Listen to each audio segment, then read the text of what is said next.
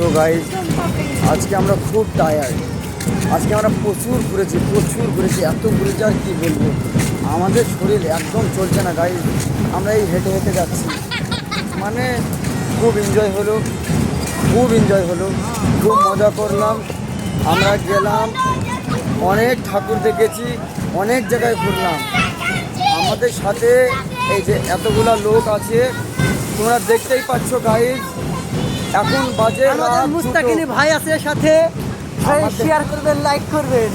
তো আমাদের একটু লাইক শেয়ার করবেন, কারণ হচ্ছে আমরা রাত জেগে ঘুরছি, তারপর আপনাদের জন্য ভিডিও বানাচ্ছি। আপনারা যদি সাপোর্ট না করেন তাহলে আমরা কি করে যাব বলুন। আর এক ওই দীপঙ্কর দুটো বউকে নিয়ে ঘুরছে, তার বিষয়ে কি কিছু বলবেন?